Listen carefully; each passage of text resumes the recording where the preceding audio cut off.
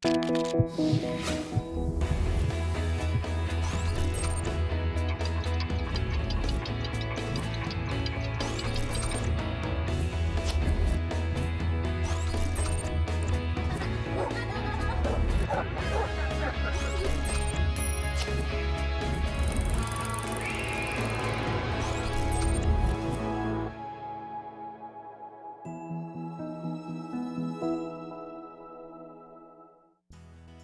puede entristecer a un niño? ¿Que se muera su mascota? ¿El cambiar de escuela? ¿El enojarse con los amigos? ¿Que sus padres se peleen? No es lo mismo estar triste que estar deprimido. Hoy en día la depresión ya no es solo un fenómeno de adultos. Si quieres saber cómo identificar que tu hijo está deprimido y qué hacer, aquí en Diálogos en Confianza te lo diremos. Hola, ¿qué tal? ¿Cómo están? Qué gusto saludarlos esta mañana aquí en Diálogos en Confianza, en la sección de familia. Yo soy Cristina Jauregui y me da mucho gusto darles la bienvenida. Y bueno, como ustedes ya vieron, el día de hoy vamos a hablar de la diferencia entre la tristeza en los niños y la depresión. Porque bueno, suele suceder que cuando hablamos sobre depresión, pensamos inmediatamente en los adultos. Creemos que los niños están exentos de sentir esto, de la depresión, y a veces no lo atendemos y los dejamos solos. Pero bueno, tenemos unos datos impresionantes. Por ejemplo, les voy a decir que el Hospital Psiquiátrico Infantil Dr. Juan N. Navarro nos reporta que la depresión infantil es la segunda causa de consulta entre sus pacientes.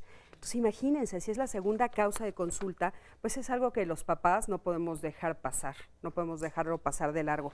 Así es que, bueno, de esto vamos a platicar el día de hoy. Vamos a buscar que ustedes y nosotros, por supuesto, entendamos la diferencia entre un niño triste y un niño deprimido y que lo entendamos de una manera muy, muy clara para que nosotros de veras podamos atender de la mejor manera a nuestros niños. Y bueno, te invito a que me acompañes a ver la entrevista del psiquiatra que se llama es un sondeo, primero vamos al sondeo, perdón, discúlpenme. Vamos a ver el sondeo. ¿Sabías que los niños se deprimen? Acompáñame a verlo. Sí, sirven de depresión precisamente por la situación que viven en la familia, con sus papás, en el entorno familiar, que debe ser más agradable para que no tengan ese tipo de situaciones, o sea, que sea más agradable para que ellos tengan una vida más saludable. Sí, sí lo sé porque tengo un hijo de 9 años que constantemente me dice que se encuentra triste. Porque creo que se deprimen por las mismas razones, en diferente medida, pero por las mismas razones que los adultos, por insatisfacción, por soledad, por impotencia, por lo mismo. Sí, sé que los niños se deprimen, tengo muchos niños a mi alrededor y es un problema que yo creo que nos está afectando en la actualidad a todos. Principalmente yo creo que los niños se están deprimiendo mucho porque los padres se separan. Es un problema que también está muy fuerte en esta actualidad, la separación de los padres, el abandono de los mismos por tener que presentarse a laborar todos los días, incluso a veces son horarios muy prolongados y los niños se quedan solos en casa. Yo tengo 4 hijos y sí en algún momento he visto que ha habido un signo de depresión en alguno de ellos. Siento que tiene que ver mucho con los cambios de edades, ¿no? El hecho de las zonas en donde viven, la convivencia que tienen ellos con los padres y con los demás niños, con la sociedad en general. Muchas de las veces los niños se han deprimido por cuestiones de familia, ¿no? Que si no les damos esto, les damos aquello, pues se deprime y a lo mejor traen cosillas en su cabeza que muchas de las veces nosotros no las detectamos a tiempo o tengan algún problema o algo, pero sí creo que es importante que detectemos este tipo de situaciones porque podemos evitar que a futuro haya algunas otras cuestiones que les puedan perjudicar más en su vida.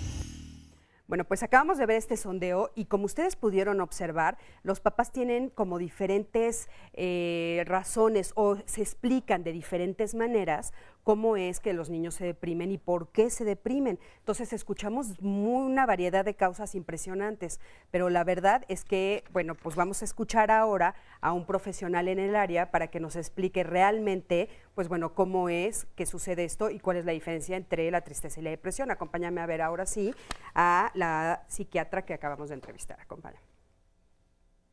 Los casos de depresión infantil cada vez van llegando con conductas más violentas, de autoagresión, de edades más tempranas. En cuanto los padres vean un cambio en su conducta regular, vamos a decir, a lo largo del tiempo, es decir, que un niño que iba bien en la escuela de repente baja calificaciones, que un niño iba sin problemas y no quiere ir a la escuela, un niño que está enojado por todo el tiempo, que empieza con conductas de desobediencia, reta a los padres, o sea, cualquier cambio en su conducta de manera cotidiana debe ser un foco rojo y una llamada de atención de los padres de qué está pasando. La gran mayoría de las personas piensan y asocian la depresión con tristeza. La tristeza sí es un síntoma mucho más común en el adulto, puede ser también en el adolescente. Sin embargo, en niños y adolescentes la prioridad puede ser la irritabilidad. Y otro aspecto que nos debe llamar la atención es que no disfrutan las cosas. El niño que le gustaba jugar fútbol y ahora no le interesa. El niño que le gustaba ver la televisión o no, o más bien se mete a ver televisión, videojuegos, horas y horas y no disfruta de otras cosas que antes lo hacía, ¿no? Ese es como otro síntoma muy importante. Vale la pena comentar y a veces yo creo que la falta de conocimiento en la población y ciertas, ahora sí, miedos que todos los padres traen a veces es que cuando los niños en una primera evaluación se les dice y se hace el diagnóstico, dudan mucho acerca de esto, porque básicamente el diagnóstico es clínico, no hay un estudio de laboratorio, un estudio de imagen, un electroencefalograma, o sea, son estudios que no nos van a confirmar este diagnóstico. Decimos, es un diagnóstico clínico. Si es un niño que no come o ha dejado de comer o no duerme o está casi, ya lleva mucho tiempo y eso implica un mayor deterioro en su funcionamiento, a lo mejor ha bajado muchísimo en la escuela o casi ya ni trabaja en la escuela, nos habla de una severidad y un impacto importante en su vida. Entonces a lo mejor consideramos, sobre todo hablando de depresiones moderadas o graves, la necesidad de iniciar un tratamiento farmacológico. Y otro aspecto importante que siempre nosotros tenemos que descartar es que si no hay también depresión en la familia, en uno de los padres. Si identificamos eso, enviamos a los papás a tratamiento. Si hay muchos conflictos en la pareja, a lo mejor a una terapia de pareja. Va a depender mucho de cada caso. Bueno, pues como ustedes ya vieron, es un poquito más complejo de lo que nos esperábamos, así es que vamos a tratar de desmenuzar todo este tema con los especialistas que tenemos el día de hoy. Y bueno, está con nosotros Esmeralda Arriaga Cruz, ella es psiquiatra de niños y adolescentes de la Clínica de Trastornos de la Conducta del Hospital Psiquiátrico Infantil Juan N. Navarro de la Secretaría de Salud. Bienvenida. Buenos días, mucho gusto. Mucho gusto, Esmeralda. También está con nosotros Angélica Jalife Valadez, psicoterapeuta de niños y adolescentes y directora del Centro de Terapia y Desarrollo Infantil, AC-CETERI. Angélica, qué gusto tenerte aquí. Buenos días. Buenos días. También está con nosotros Adriana Pacio García, psicoterapeuta cognitivo-conductual, especialista en trastorno de ansiedad y depresión en niños, adolescentes y adultos. Buenos días, gracias. Bienvenida. También está con nosotros Miguel Ángel de León, maestro en psicoterapia de niños y adolescentes por la Asociación Psicoanalítica Mexicana y director y fundador del Centro de Atención y Educación Psicológica C-ISCALTI. ¿Cómo estás? Hola, muy bien, Cris, muchas gracias. Gusto. Y bueno, tenemos también con nosotros, como ustedes ya saben, a Oscarito Virués. Oscar, ¿cómo estás? Buenos días. Muy buenos días, me da gusto saludarte igualmente, igual a las y los especialistas que nos acompañan. Y quiero presentarles también a quien nos acompañará hoy en las redes sociales para responder a todas tus dudas e inquietudes. Ella es Carla Ingrid Torres Tobar, es maestra en psicología cognitiva conductual, especialista en trastornos por ansiedad y depresión en niños y adolescentes. ¿Cómo estás? Muy buen día. Hola, ¿qué tal? Mucho gusto. Bienvenida. Y bueno, y desde luego también a nuestro público, ¿no? Así es, el público que nos acompaña aquí en el estudio. Muy buen día a todas y a todos. Buenos días a todos. Y decirles que además, si quieren seguir el programa completamente en vivo a través de internet, es muy sencillo. La dirección es canal11.tv/internacional/. Lo voy a repetir porque creo que me faltó una palabra. www.canal11live.tv/internacional/. Y a través de sus tabletas, teléfonos inteligentes o cualquier otro sistema de navegación pueden sintonizar el programa completamente en vivo desde cualquier punto de este planeta. Sí, bueno, y si se les escapa la dirección, pueden entrar a Diálogos en Confianza, ¿no? Por medio de Facebook, y ahí está segurísimo, de ahí se pueden, ahí pueden encontrar la liga, linkear, como dicen por ahí. Y bueno, pues a mí me gustaría empezar preguntándoles, ¿por qué se deprimen los niños? ¿por qué se deprimen? O sea, Claro. la diferencia entre tristeza y depresión, pero dinos, ¿por qué se deprimen? Hay muchos factores por los que los niños se deprimen. Primero, tenemos que considerar los antecedentes hereditarios. Te voy a mencionar como los factores en general. Hay factores hereditarios, factores neurobiológicos, factores metabólicos, factores genéticos y factores del medio ambiente. Entonces, hay muchísimos factores. 5 factores muchísimos factores. En la entrevista escuchamos que hay muchos factores medioambientales, pero sí es cierto que la genética, los trastornos hereditarios que se transmiten de generación en generación son un factor predominante para la presencia de trastornos depresivos. Ah, ok, muchísimas gracias, Esmeralda. Y bueno, ¿cuál sería la diferencia entre la depresión infantil y la depresión de adultos? Fíjate que la diferencia básica es la intensidad y la duración, ¿no? Es más, diferentes teóricos plantean que incluso deprimirse en algún momento puede ser saludable.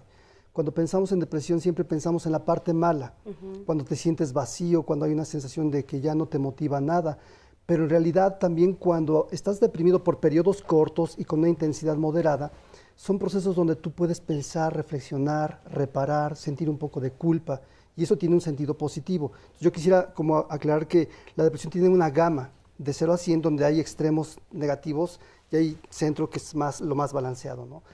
Creo que también es importante hacer mención que depresión profunda es una enfermedad. Estar triste es algo que tienes una pérdida y esto generalmente desde lo que yo he estudiado se liga mucho con las cuestiones del apego. Los niños se deprimen mucho frecuentemente cuando hay alguna pérdida con los padres o con las figuras importantes de contención, de apoyo, de seguridad, ¿no? Esto es elemental. Hay un estudio muy interesante sobre la teoría del apego, donde para conversar con algunas madres sobre si tenían una buena relación con sus hijos, en ese estudio que se llama La situación extraña, le preguntan a una serie de mamás, oiga, ¿su relación con su hijo es buena? Y varias de ellas dijeron, sí, es muy buena. El estudio consistió en que ponían a un bebé en una habitación con la madre y de pronto llegaba una persona extraña y observaban qué pasaba con el bebé. Hubo 3 fenómenos básicamente. En el primer niño vieron un bebé que cuando entró el extraño se acercó a la mamá. Después de un ratito el extraño se sentó a un lado, la mamá se sale y el bebé va atrás de ella. En un segundo momento, cuando llegó el extraño, el bebé lo miró, la mamá se salió y el bebé lo miró y siguió jugando, estuvo muy tranquilo. Y en el tercer momento, cuando entra un extraño, el bebé se desorganizó, se puso muy mal. La mamá se sale y se puso muy mal. Regresó la mamá y el bebé seguía muy desorganizado. Cuando le pregunto a estas personas que si tenían un apego seguro, todas dijeron que era un apego seguro. Y en realidad, el único que tenía un apego seguro fue el primer bebé. Cuando regresó la mamá, el bebé le dio los brazos de inmediato.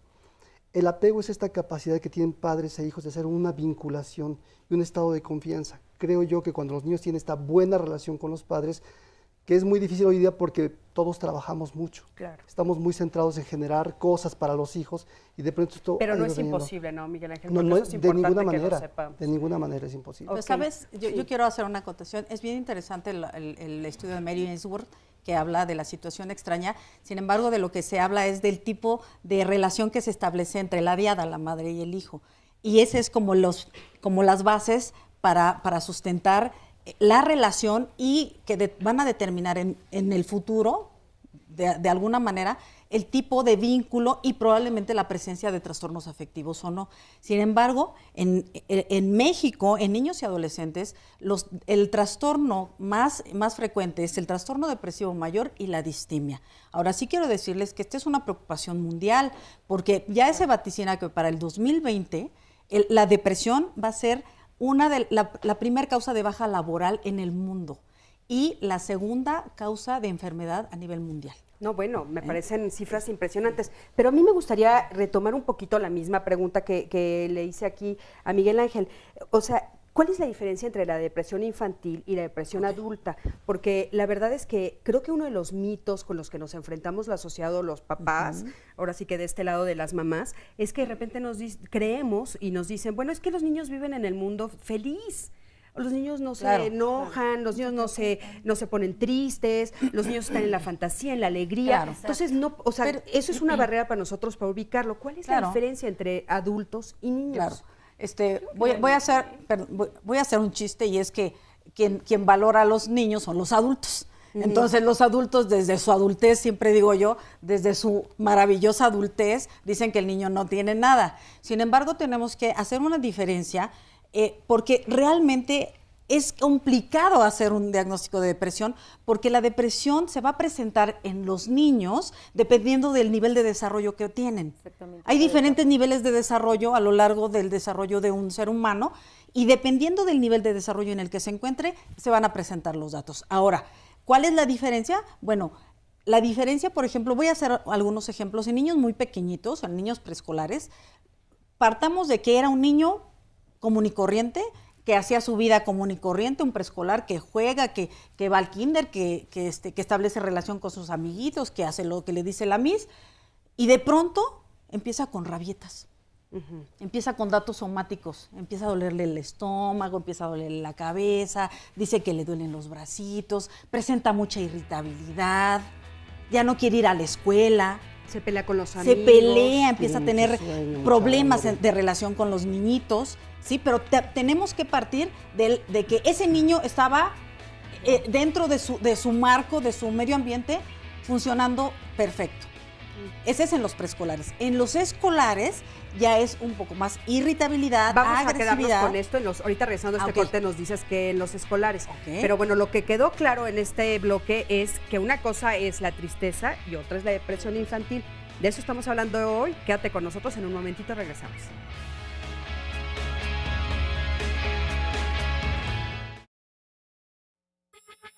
Mi hijo en este momento tiene 12 años. Fue un niño muy callado, muy tranquilo, no platicaba. Todo el tiempo había uno que estarle preguntando las cosas. Después me lo empezaron a reportar en la escuela que no terminaba sus trabajos, hasta que llegó un momento en que me pidieron que le hiciera un examen psicopedagógico para ver el problema que tenía. En un principio fueron 2 especialistas que lo vieron, pero nunca me daban un diagnóstico exacto. Inclusive acudí a la clínica de la conducta que me recomendó el colegio, pero tampoco me dieron un diagnóstico exacto, hasta que me recomendaron una clínica y fue en Izcaltin donde empezaron a hacerle un estudio psicopedagógico completo. De ahí me recomendaron que fuera al neurólogo para que lo valoraran y el diagnóstico coincidió, el psicológico con el neurológico. En el examen psicopedagógico, el psicólogo me decía que mi hijo tenía un problema neurológico de epilepsia, que únicamente, bueno, eran choques eléctricos en la parte de la memoria del cerebro y eso era el problema que causaba en el que él tenía falta de atención. El psicólogo nos dijo que tenía rasgos depresivos con ansiedad y que pues es algo que teníamos que trabajar independientemente del diagnóstico que nos habían dado, ¿no? El proceso que hemos tenido para ayudar a mi hijo ha sido bastante largo. Empezamos con un tratamiento neurológico y psicológico en la parte cognitiva. Mi hijo toma una terapia ahorita ya cada 15 días cognitiva, pero está iniciando una terapia conductual, precisamente para tocar también esta parte depresiva que también se combina con la adolescencia y con el diagnóstico, y pues seguir en terapia. La verdad es que es un proceso pues que va a ser muy largo, ¿no? Llevamos 4 años ya con esto. Híjole, bueno, pues escuchar este testimonio es fuerte, ¿no? Es un camino largo. A mí me llama mucho la atención, ¿por qué hay tanta resistencia a llevar a los niños al psiquiatra? ¿Qué es lo que sucede? ¿Por qué se tardan tanto los papás en ir? Mira, lo que hemos encontrado es que hay mucho temor a que los niños tomen medicamento. Nosotros hacemos un trabajo muy integral, creemos en eso 100%, porque si tú te quedas solamente en una visión de la problemática, frecuentemente dejas huecos donde no acabas de completar el tratamiento, ¿no? Claro, entonces, una parte muy importante es primero sensibilizar a los padres, que confíen en los especialistas. Cuando un especialista, digo, que han consultado, que son gente preparada, recomienda un medicamento, no es para que el niño quede drogado, es porque realmente hay algo en su cerebro que está requiriendo de este apoyo. Tampoco el medicamento es la panacea, no va a curar todo. Ellos incluso En este caso, por ejemplo, tú escuchas un poco su voz, se le escucha hasta deprimida. Sí, a la mamá se le nota por supuesto. triste, veces, ¿no? Sí, el trabajo a veces es integral, atención. ¿no? A veces tienes que trabajar con varios miembros de la familia, a veces hasta con la escuela. A veces tienes que sensibilizar a los profesores, que ellos van en un ritmo de trabajo, pero el niño de pronto necesita como un soporte integral, ¿no? Claro. Y eso es muy difícil de lograr. Ahora, y eso, aquí sí me gustaría aclarar algo. Creo que cada caso que nos están presentando aquí, bueno, en pantalla, es muy específico. Aquí está comentando que encontraron que realmente hay características de epilepsia y sí tenemos que ser muy claros en esto. No quiere decir que todos los niños tienen que tener epilepsia para poder caer en una depresión. Esto es una característica que se está dando aunada. El niño está marcando realmente una problemática de epilepsia, pero también nosotros podemos ver las características de la mamá. Pero la pregunta sería, en muchos casos va acompañado de otro trastorno, la depresión. Exactamente, por supuesto. Asociado. Siempre Siempre viene asociado. Ahora, siempre, o a veces solo puede ser depresión. Solo hay un código que es el que generalmente no lleva comorbilidades y es el trastorno depresivo mayor en adolescentes.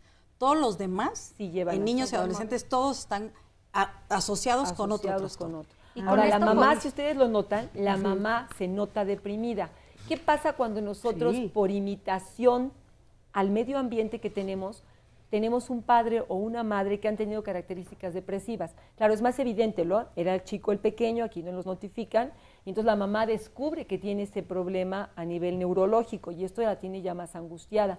Porque si se fijan al principio de la cápsula, ella dice, mi hijo era muy tranquilo, muy apacible. Ahora, yo quiero manejar otro punto, si me permiten. Claro. ¿Qué pasa cuando los pequeños son lo contrario? Normalmente pensamos que cuando un niño es tranquilo, pequeño, va a ser feliz, es lo que hablábamos, que era un mito. ¿Qué sucede cuando el niño es todo lo contrario? Que es hiperactivo, que se mueve mucho, que es muy desafiante, que tiene golpes, que es agresivo. Obviamente un niño que presenta características de agresividad, que es más impulsivo, que es muy temerario, el típico niño que está jugando en las cornicitas de entre barda y barda y que no mide el peligro como tal, obviamente va a presentar también mayores niveles de depresión, a mi juicio. ¿Por qué? Porque se va a ver involucrado en más problemáticas y no está midiendo sus panoramas. Y esto también va a traer más problema dentro del nivel de la familia. A ver, perdón, Adriana. Sí. Ahora, con esto también vemos la importancia de hacer un diagnóstico completo, no descartar la parte biológica, la parte química, por un lado. Por otro, este ejemplo puntualiza mucho lo complejo que es diagnosticar la depresión en niños, porque muchas veces se enmascaran con otros problemas. Por ejemplo, si decimos, es que el niño últimamente está contestando mucho, ya no colabora en casa, ya no hace las tareas, en automático viene la etiquetación de rebeldía y empiezan castigos y no pensamos en que puede estar deprimido, o a lo mejor ya no pone atención o se dispersa mucho en la clase y en automático está de moda diagnosticar luego con TDA, cuando realmente son síntomas de depresión. La depresión altera todo, altera tu atención, altera tu manera de comer, puedes comer más o puedes comer menos. En consulta he visto niños que incluso los han tratado pensando que tienen un trastorno de la alimentación.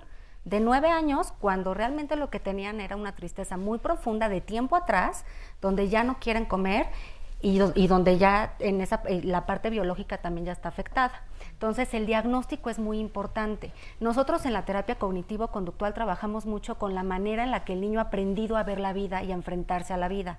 Por eso trabajamos mucho con la modificación de pensamientos y de su comportamiento. Y esto tiene que ver un poquito con lo que tú planteabas de la teoría del apego, ¿no? El apego viene de la madre, de ahí inicia, pero es el primer contacto y lo primero que tú aprendiste con respecto a involucrarte emocionalmente con alguien, y eso lo vas a trasladar a la escuela y con los compañeros. Ahora, oigan, nada más una pregunta. Sí, yo quiero decir que es cierto, es tan complejo que por eso se requiere de personal especializado para hacer el diagnóstico, porque nosotros no podemos hacer un diagnóstico por un síntoma. Exacto. ¿No? Exacto. Adriana, estabas hablando de síntomas y de síntomas. Es tan complejo que por eso es importante que el diagnóstico se haga por un especialista. Ahora, ¿cuál es el especialista? Pues es el psiquiatra de niños con un grupo de apoyo, como decía Miguel Ángel.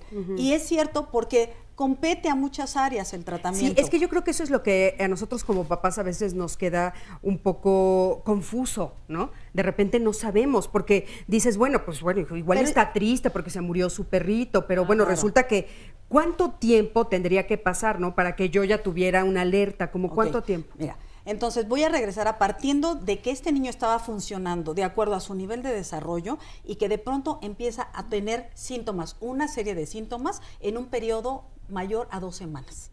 Mayor a 2 semanas, o como mínimo 2 semanas. Ok, a ver, para que nos quede claro, si fueron 2 semanas, entonces fue una tristeza que aparte es normal, natural y hay que vivirla, y hay que dejarlos expresarla. Que se llama de otra manera. Sí, tristeza. Si pasa de 2 semanas, ya tengo que poner atención. Estamos hablando de que ya es un duelo más es complicado. que mira, más complicado. sí quiero puntualizar, es Sí, que la por tristeza favor. es un síntoma. Cuando nosotros hablamos de periodos, de cortos periodos, de algunos datos afectivos, entonces podremos estar hablando de trastornos adaptativos. Cuando rebasan las 2 semanas y estos datos no mejoran, entonces se tiene que buscar cotejar el trastorno depresivo, ya sea trastorno depresivo o, fíjate, otra cosa, o la distimia, que es una depresión crónica en niños de 1 año. Para adultos la distimia es por lo menos de 2, ¿no? Pero en niños, en niños es de 2, en adultos por lo menos 1. Ahora, entonces sí es importante, pues, porque con los papás hay que tener mucho cuidado, porque dicen, bueno, es que está triste. Pues sí, pero lleva 1 mes triste. Y hay que hacer caso a una serie de factores que pueden estar determinando no solo el síntoma de la tristeza, sino a qué se le suma. Además no come, ya no quiere ir a la escuela. No duerme, no descansa. No duerme. Exacto. Está teniendo problemas en el sueño. Puede tener ya no regresiones. se esparce.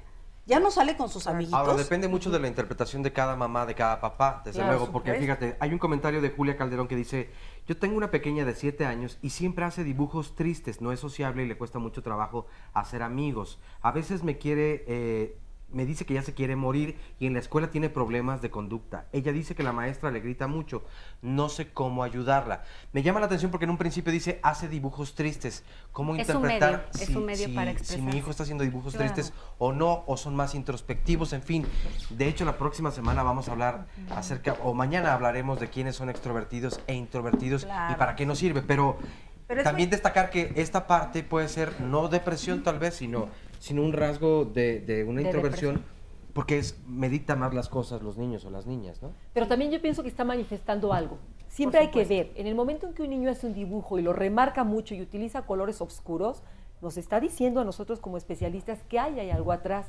Ahora también quiero comentarles algo, a ver ustedes qué opinan. Esto se sabe por estadísticas que se manifiesta más en el sexo femenino que en el sexo masculino. Y también esto viene más por tradición. ¿Qué pasa cuando una mamá o un papá le dice o ve al hijo llorando? El varón no expresa tanto sus sentimientos desde pequeño y eso también ya se viene haciendo antropológicamente, socialmente. Oye, Angélica, pero a ver, esto que comentas es importante. ¿Es porque es un rasgo cultural o realmente es diferente entre hombres y mujeres a nivel biológico? Se manifiesta más a nivel biológico en la mujer, porque la mujer tiende más a abrir sus sentimientos.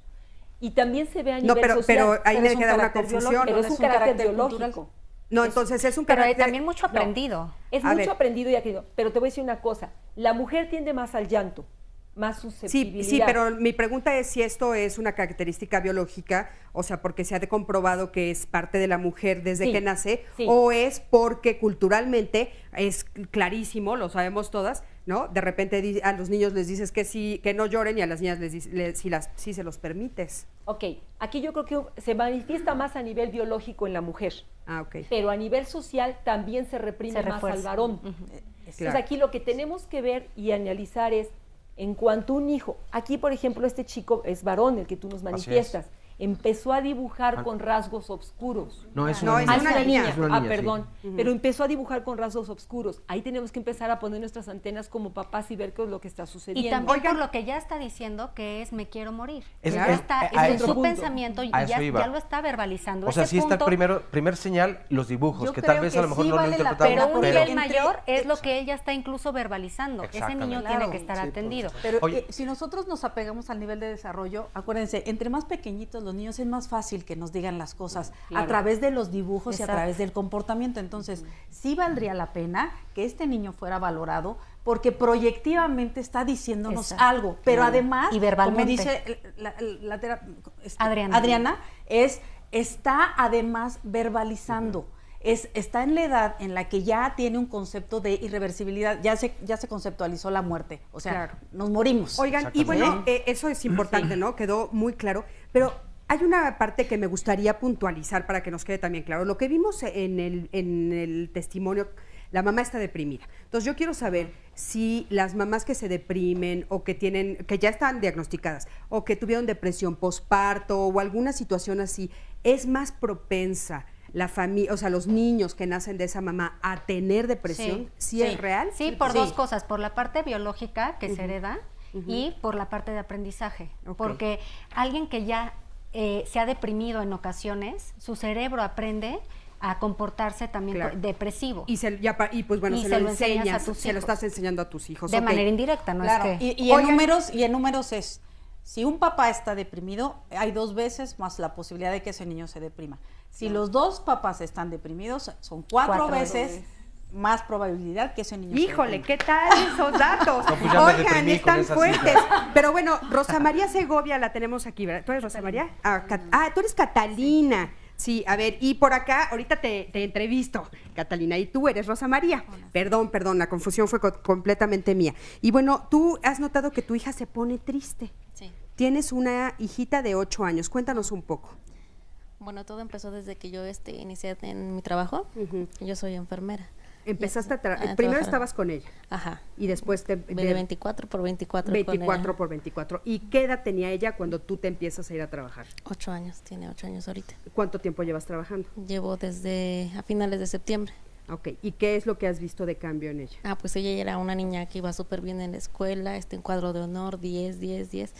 Y entro a trabajar y de repente se me va para abajo, y llega de la escuela, ya no quiere comer, se encierra en el cuarto, ha hablado incluso de querer morirse.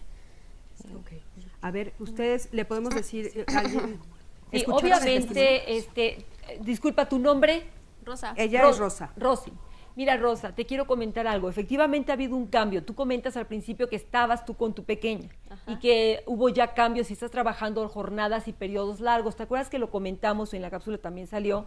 Cuando una madre o un padre trabajan jornadas largas, lógicamente el tiempo que tú le dedicabas a tu pequeña era de tiempo y de calidad. Ahorita se ha cortado el tiempo y le estás dando calidad, pero no puedes compartir todo el tiempo que tenías con ella. ¿Hay alguien en casa que esté compartiendo con ella o definitivamente se la mantiene en guardería o cómo la tienes? No, yo llego del trabajo como a las 4 o 5 de la tarde y estoy con ella. El resto del tiempo la cuidan mis papás o mis hermanos. Okay. No sé, sola no se queda, pero sí se aísla. ¿Has hablado con ella? Sí. ¿Y qué te dice? Es que también soy mamá soltera. Entonces también dice que no sé si es chantaje o le haga falta de verdad un papá, porque es lo que ella justifica. ¿Qué te dice? Hace falta un papá. Ajá. Oye, pues interesante que esté comentándolo de esta manera, ¿no? ¿Qué les parece si vamos a un corte y regresando le respondemos? Quédate con nosotros, en un momento regresamos.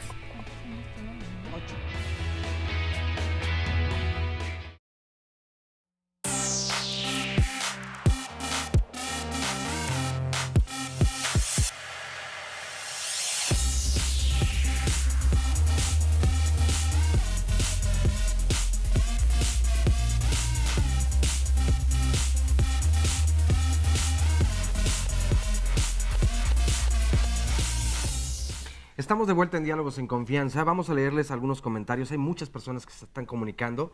Gracias por hacerlo. Yani Aguilar dice, tengo una hija de 16 años, ya le diagnosticaron depresión, pero ya no quiere ir al psicólogo. Quiero ayudarla, pero no sé cómo. Paulina Durán Chávez, yo tengo un poco de temor porque mi hijo no logra hacer amigos en la escuela. Van 2 ocasiones que llora porque no tiene amigos. A veces lo noto triste. ¿Cómo puedo ayudarlo? Maribel dice que está en la misma situación con un hijo de 8 años. Malú Castañón, ¿la apatía forma parte de la depresión? Nos pregunta. Alaide Rodríguez, mi hijo tiene 4 años y desde hace un mes llora si no me ve o me pierde de vista. Esa desesperación que presenta me preocupa mucho. Gabriel Marcos Esquivel Martínez, antes yo sufría de depresión, me ponía muy triste y no me gustaba salir. Mi esposa ha ayudado a que se resuelva esto, gracias. Evelyn Rangel, soy madre de 2 pequeños de edades diferentes. Me gustaría saber a partir de qué momento se puede diagnosticar la depresión. Julia Calderón, yo tengo una pequeña de 7 años, siempre está... bueno, la de los dibujos tristes, perdón. Gracias, Julia. Gaby Cárdenas Rubalcaba, tengo una hija de 15 años y la diagnosticaron depresión severa y ansiedad generalizada. Estuvo en tratamiento con sertralina y fluoxetina. Después nos dijeron que era un trastorno de la depresión de la personalidad histriónica. La verdad no entiendo. Como familiares, ¿dónde puedo acudir para recibir ayuda? Elisa Armenta, mi hijo de 11 años se enoja de una manera exagerada por las mínimas cosas. El enojo puede ser una máscara de la depresión. Es un niño que tiene amigos, no le da vergüenza hablar y le gusta su escuela, pero me preocupa la manera tan exagerada en cómo se enoja. En Twitter tenemos también algunos comentarios. Nos dice Gloria, una pregunta: ¿qué pasa si en la niñez se tuvo un caso de depresión y no se trató? ¿Cómo puede afectar a mis hijos? Jesús Barroso, no debe perderse de vista el contexto en donde crecen los niños, porque la familia es muy importante. Lucía Centeno, mi hijo de 4 años, me salí de trabajar porque se volvió rebelde y triste. Ahora es más seguro, ahora lo siento dependiente. Y algunas llamadas telefónicas, nos dice la primera de ellas, que es una persona del Distrito Federal, José Luis Galván. El fenómeno de la depresión de los niños, porque los niños son altamente intensos, traviesos, inquietos, son niños depresivos, nos comenta Rosa Isela Reyes Barón de Hermosillo, Sonora. Llevo 14 años con depresión y tomando antidepresivos, pero cuando menos pienso tengo recaídas. No le encuentro sentido a mi vida y me desespero de que no tenga una mejoría. ¿Qué me recomiendan los especialistas? Ya que también me dicen que estoy afectando a mi hija que tiene 10 años, lo que comentábamos hace un momento. Consuelo Hernández, ¿cómo darle al niño las malas noticias para que no caiga en depresión? Tengo un nieto de 7 años que su papá no lo quiso reconocer. El niño aún no lo sabe. Mi hija se casó con otra persona que ve al niño como su hijo. ¿Cuál es la edad apropiada para decirle que su papá biológico no la reconoció? Y en fin, hay todavía muchas llamadas y comentarios, pero un resumen que nos pueda hacer en este momento sobre qué es lo que han respondido a las personas.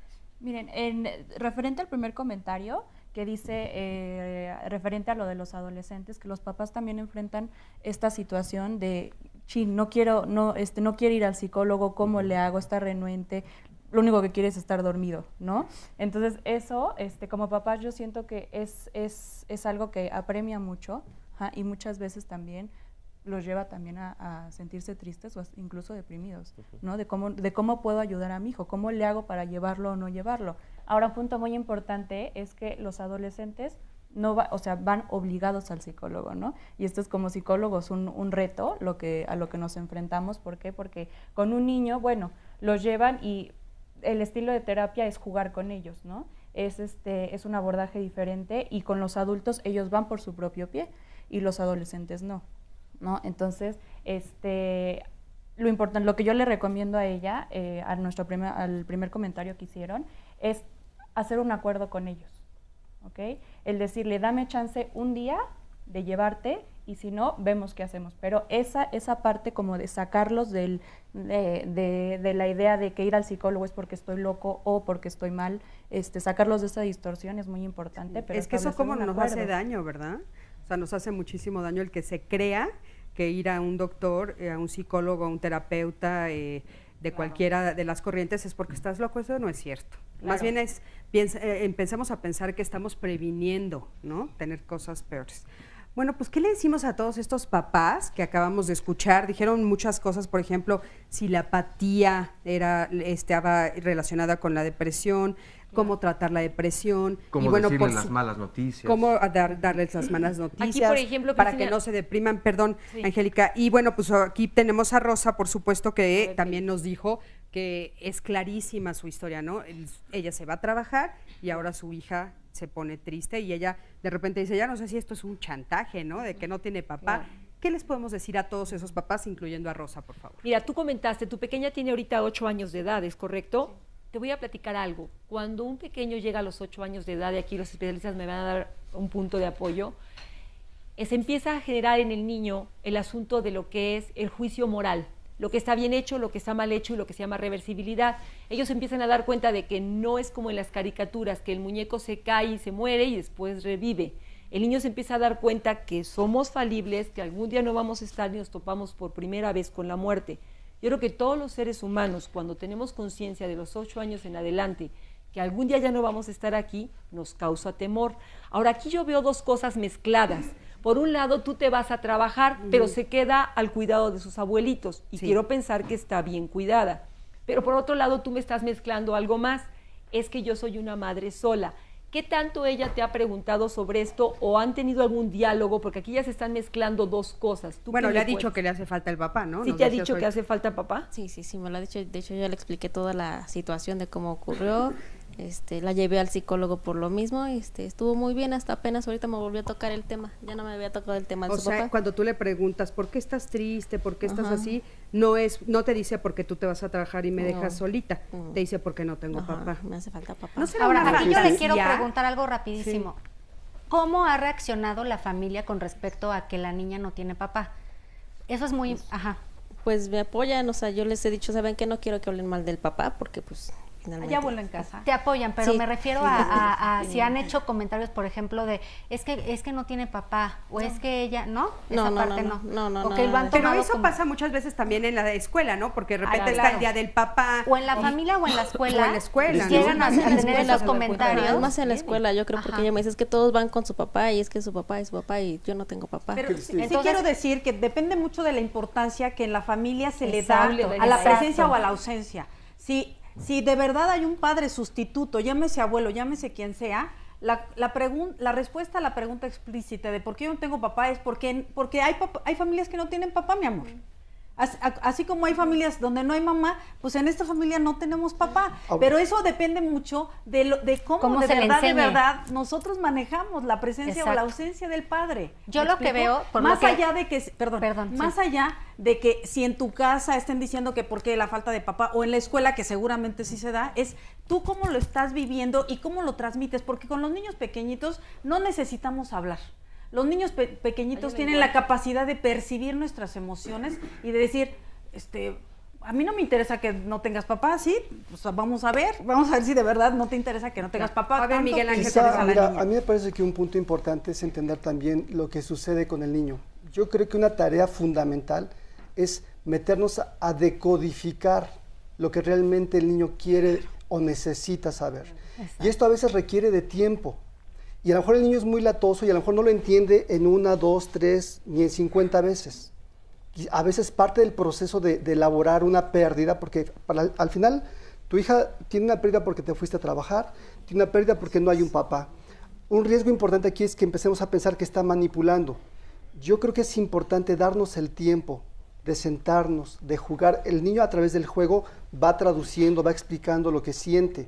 Validar sus sentimientos es muy importante. Mucha gente deprimida está deprimida porque lo que sienten los demás hemos dicho no vale, no importa.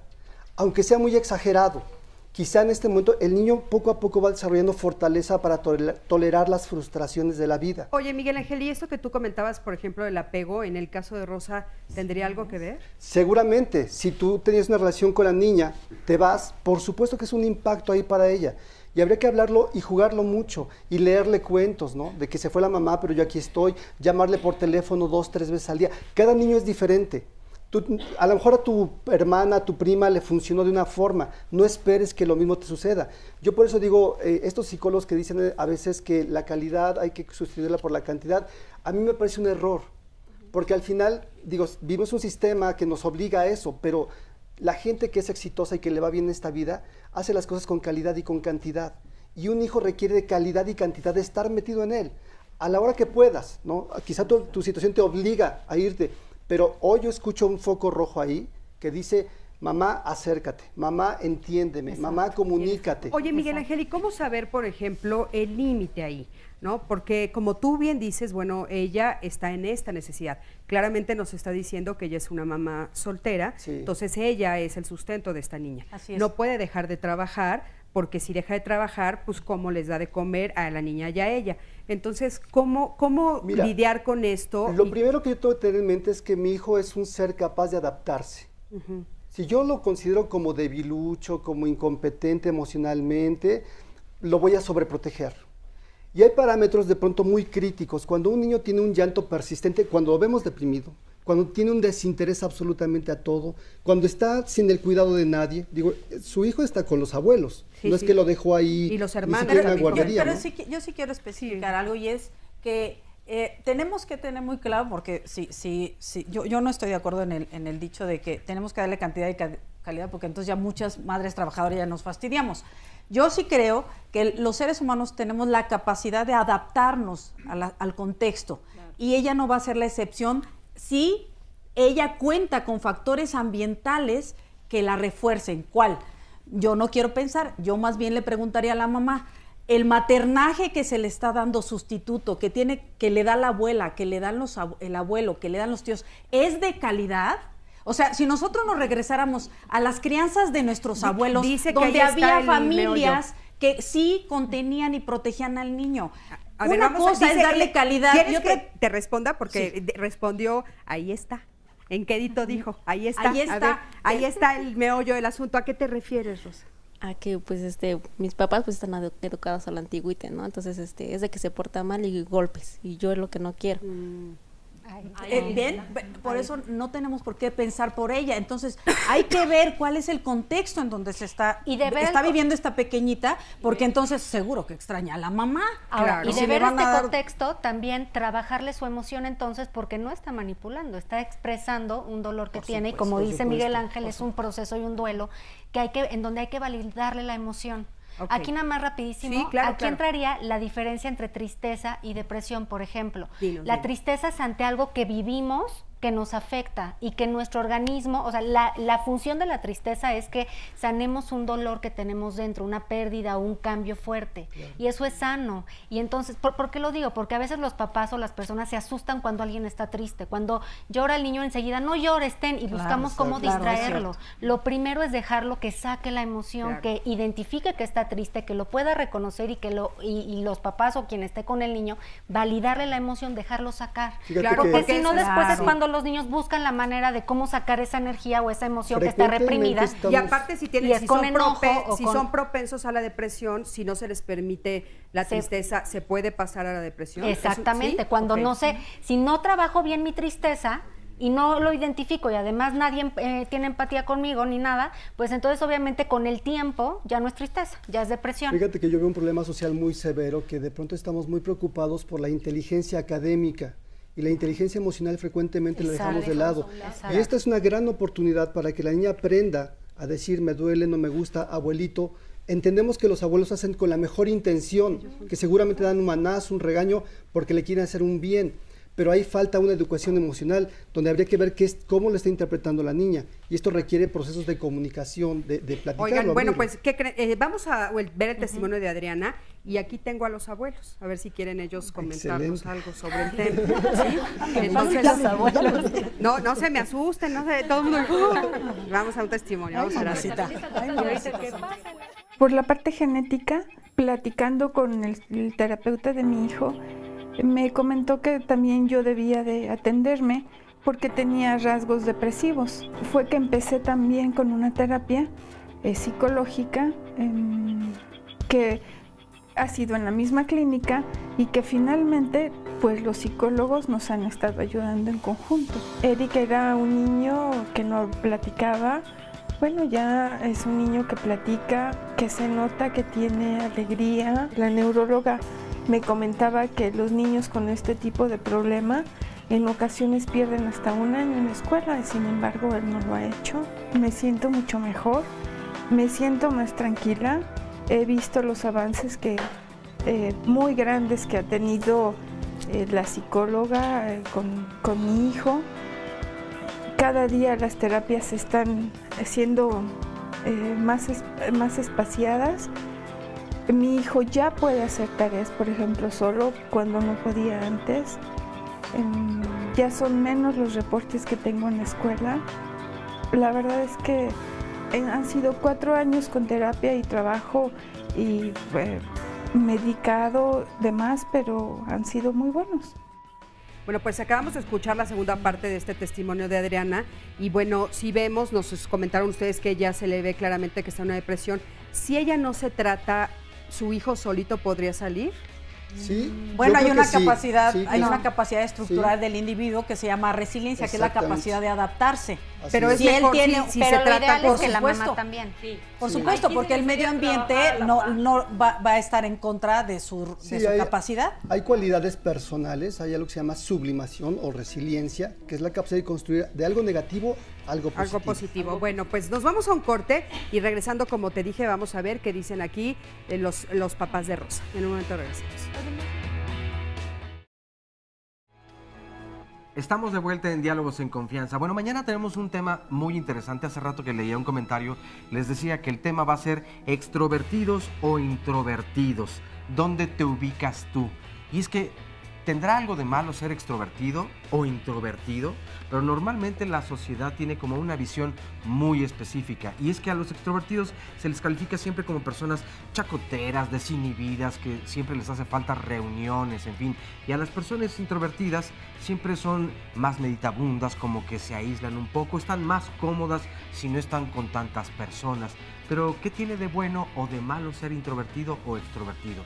Descúbrelo con nosotros, junto con las y los especialistas y desde luego Marisa Escribano a las 9:30 de la mañana. Y si quieres venir aquí al estudio, entonces llámanos por teléfono al 5341-1193 y 5341-4687 y aquí te reservamos un lugar. Vamos a ver qué ha pasado hasta el momento. Hay muchos factores por los que los niños se deprimen. Hay factores hereditarios, factores neurobiológicos, factores metabólicos, factores genéticos y factores del medio ambiente. Deprimirse en algún momento puede ser saludable. Cuando pensamos en depresión siempre pensamos en la parte mala. Cuando estás deprimido por periodos cortos y con una intensidad moderada, son procesos donde tú puedes pensar, reflexionar, reparar, sentir un poco de culpa, y eso tiene un sentido positivo. Depresión profunda es una enfermedad. Para el 2020, la depresión va a ser la primera causa de baja laboral en el mundo y la segunda causa de enfermedad a nivel mundial. Una parte muy importante es primero sensibilizar a los padres, que confíen en los especialistas. Ya no colabora en casa, ya no hace las tareas, en automático viene la etiquetación de rebeldía y empiezan castigos y no pensamos en que puede estar deprimido. Entre más pequeñitos los niños es más fácil que nos digan las cosas a través de los dibujos. Exacto. Y a través del comportamiento. Si un papá está deprimido, hay 2 veces más la posibilidad de que ese niño se deprima. Si los 2 papás están deprimidos, son 4 veces más probabilidad que se... Bueno, eso es lo que ha pasado hasta el momento y falta muchísimo más. Hablando de los abuelos, tenemos una llamada telefónica. Esta es de María Eugenia García y nos cuenta: soy abuela de 62 años. Yo me hago cargo de la hija de mi hijo, ya que él y su esposa trabajan todo el día. Todo iba muy bien hasta que empezó a ir a maternal. Cuando a ella se le cae el agua o alguna otra cosa, la niña se autocastiga y se golpea solita con su manita. ¿Qué me recomiendan los especialistas? Y es que papás y mamás podremos ver tal vez un cambio cuando los encargamos con los abuelos, pero no necesariamente, desde luego, ellos son los responsables, porque también ellos dicen, bueno, ¿y yo cómo le hago? ¿Qué hago? Sí. Pero es lo que les decía hace rato, ¿no? Entre más pequeñitos es muchísimo más fácil que los niños nos digan a través de su conducta lo que está pasando. Entonces, yo que es abuelita veía que está pasando en esa escuelita, porque parece miedo que están... a equivocarse. Ya empieza a tener miedo a equivocarse al lado de tirar el vaso. No, es a partir de que, a ver, yo escuché, ¿no? A partir de que fue a maternal, así es. O sea, yo me iría, si esa no era una conducta, si en la casa no había una conducta de que se calle el agua y le daba el... Entonces vamos a buscar al ambiente donde se fue a incrustar esa pequeña. ¿Qué está pasando en las cosas? Sí. Oigan, pero bueno, como les comenté, aquí tenemos a María, que es justamente la mamá de Rosa, y ella es la que se hace cargo de esta chiquita. ¿Cómo se llama tu nieta? Yarexi. ¿Arexi? Yarexi. Y Segovia Salvat. bueno, tú, gracias por aceptar platicarnos un poquito. ¿Y tú sí has visto cambio en tu nieta a partir de que tu hija empezó a trabajar? Sí, ha cambiado mucho. ¿Cuál es el cambio que has visto? Pues se encierra en su cuarto, le hablo para que baje a comer y no baja a comer, y le grito, vente a comer, hija. No me hace caso, no me contesta, y me dice que yo no soy nadie para llamarle la atención, que pues a mí me preocupa eso porque yo los domingos me voy a trabajar. Nosotros tenemos un puestecito de sopas y quesadillas, y el domingo se queda todo el día sola y a mí me preocupa por ella porque se queda completamente sola en la casa, no quiere ir al puesto, y a veces sí le mando el desayuno, a veces sí me pide, a veces no, como este domingo que pasó no me pidió desayuno en la casa, no sé qué desayunó. ¿Y tú estás preocupada también? Y yo me preocupo mucho por ella. Claro. Es que es un poco lo que estábamos comentando, ¿no? De repente, bueno, pues no es fácil. Miguel Ángel, ¿sí quieres comentar algo? Sí, yo creo que ahí es importante, señora, que pueda usted leer lo que está pasando con la niña. Normalmente los niños les gusta estar en los lugares que les hacen sentir bien. A lo mejor el estilo de autoridad de ustedes es estricto, es fuerte. Pues yo, francamente, yo no la regaño. A veces sí, cuando sí se pasa así, sí la regaño, pero yo casi no la regaño. Yo a veces la dejo, porque yo digo, yo no soy su mamá para regañarla. Pero ¿sabe qué, señora? Que aquí se juntan varios factores. Por ejemplo, la niña te estaba más tiempo con su mamá y de repente la mamá ya no está.